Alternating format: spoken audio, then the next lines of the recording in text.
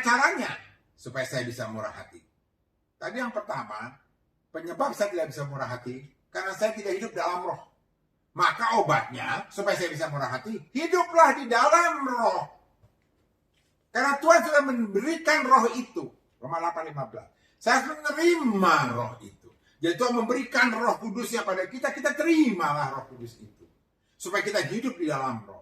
Karena dengan kita hidup di dalam roh, maka kita bisa tidak menuruti keinginan daging.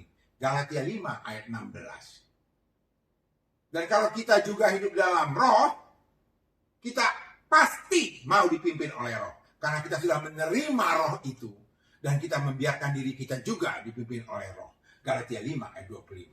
Sehingga saya, karena sudah hidup dalam roh, akan berbuah buah roh, yaitu kemurahan. Yang kedua, bagaimana saya ingin murah hati?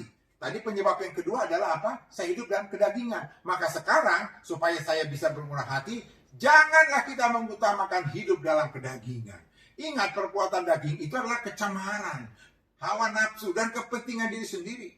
Seperti Galatia 5 ayat 19-20.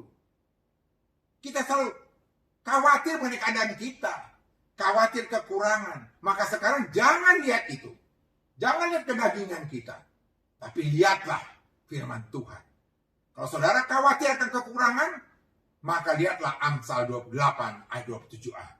Siapa memberi kepada orang miskin, tidak akan kekurangan. Jadi kalau saya memberi, justru saya tidak akan kekurangan. Jadi jangan tertipu oleh kedagingan. Kalau saya memberi, nanti saya kekurangan. Salah. Justru memberilah, kita tidak akan kekurangan. Karena itu firman Tuhan, janji Tuhan. Bahkan lebih lanjut dalam Amsal 11 ayat 24 dikatakan, ada orang yang menyebar harta, tapi bertambah kaya. Ada yang menghemat dengan luar biasa, namun selalu kekurangan. Kita lebih percaya pepatah dunia. Hemat pangkal kaya. Salah itu. Menurut Amsal 11:24 justru salah. Kalau Anda hemat secara luar biasa itu justru Anda itu bukan tambah kaya, tapi selalu berkekurangan. Tapi kalau saudara justru menyebar harta, memberikan harta, justru itu yang membuat Anda itu akan bertambah kaya. Kalau saudara mengurangi kedagingan saudara, saudara juga tidak akan khawatir akan keadaanmu. Firman Tuhan dalam Amsal 11 ayat 25 katakan, siapa banyak memberi, bukan hanya memberi, tapi siapa banyak memberi berkat, diberi kelimpahan. Inilah dia paradigma firman Allah. Siapa yang banyak memberi berkat, justru mereka yang diberi kelimpahan. Kalau saudara ingin berlimpah, jangan hanya beri berkat, tapi banyak memberi. Ya saudara, kalau sudah mengurangi kedagingan, kita juga tidak lagi memperhatikan hanya kepentingan kita atau kelompok kita, tapi juga kepentingan orang lain. Peduli akan orang lain.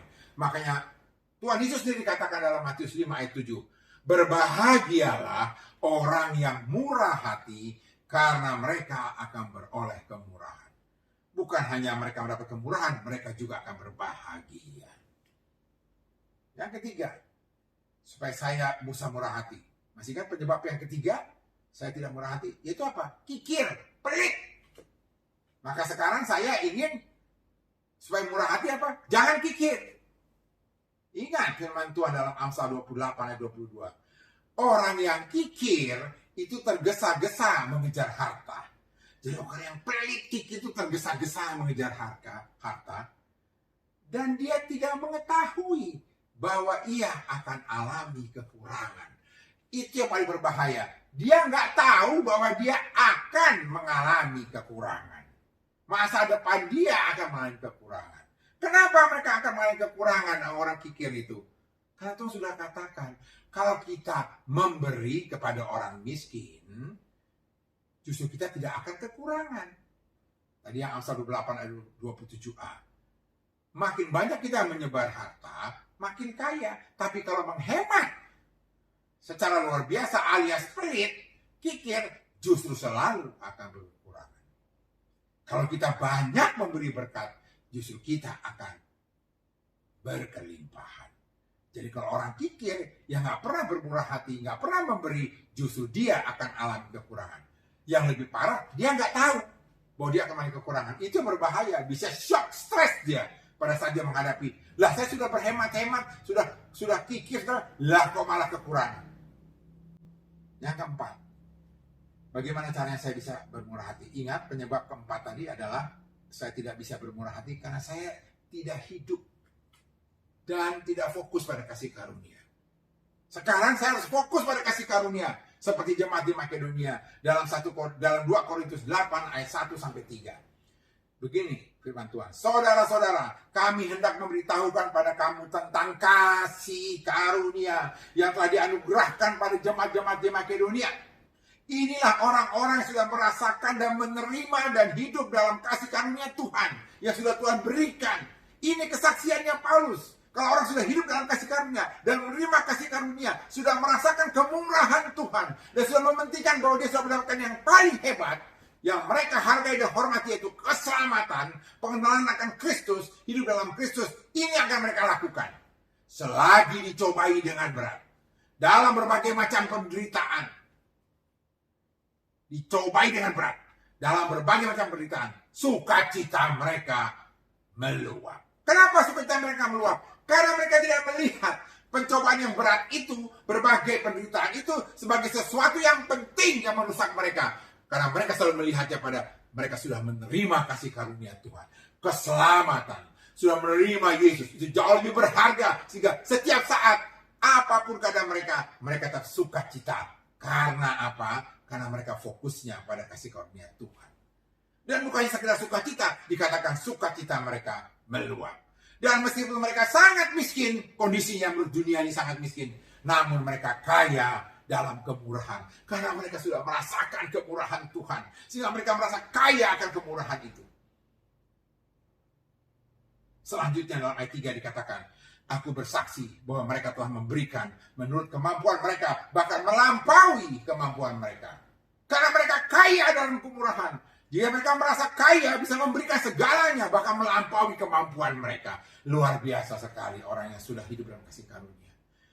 Bahkan dalam 2 Korintus 8 ayat 9 dikatakan, karena kamu telah mengenal kasih karunia Yesus. Nah ini, kalau sudah mengenal kasih karunia Yesus, kalau sudah mengenal kasih karunia Yesus, seperti orang-orang di Makedonia itu, bahwa ia, yaitu Yesus, yang oleh karena kamu menjadi miskin, sekalipun ia kaya, supaya kamu yang sudah menerima kasih karunia itu, yang sudah mengenal kasih karunia itu, menjadi kaya oleh karena kemiskinannya.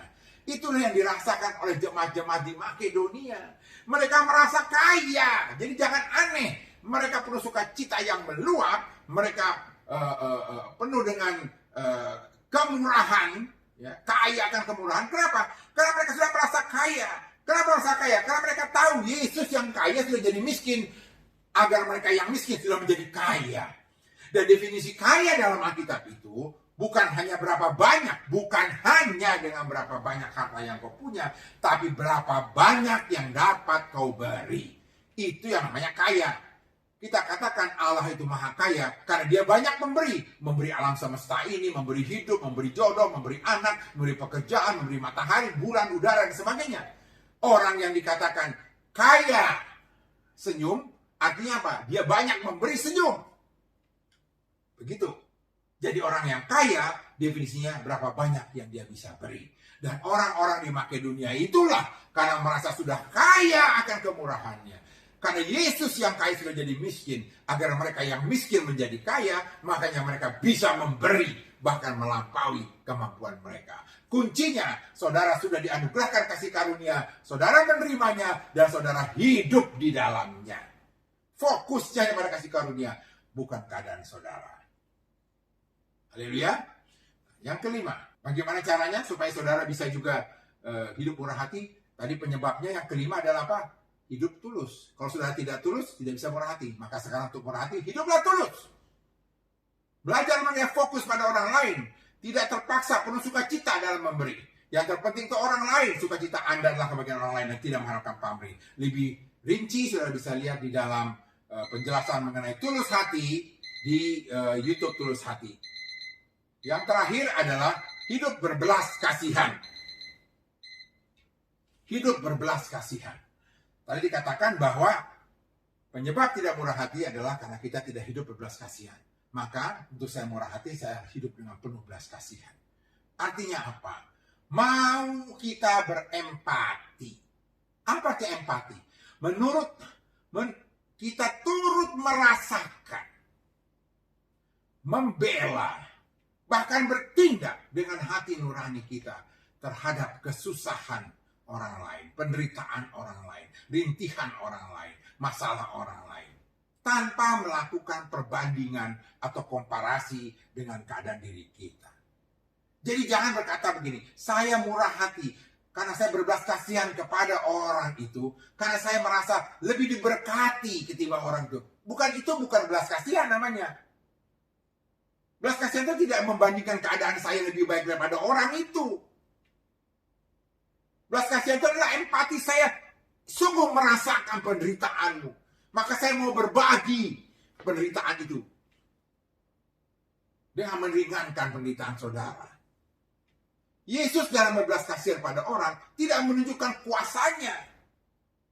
Yesus memberi makan pada orang tidak membandingkan dengan saya bisa melakukan mujizatnya sedemikian rupa. Tidak, dia hanya kasihan pada orang tidak makan. Kan dia bisa merasakan bagaimana orang tidak makan. Dia tidak membandingkan pada dia punya kuasa. Jadi kalau kita berbelas kasihan pada orang pun, jangan sampai saudara membandingkan bahwa saudara masih lebih diberkati. Lihat orang-orang jemaat di Makedonia.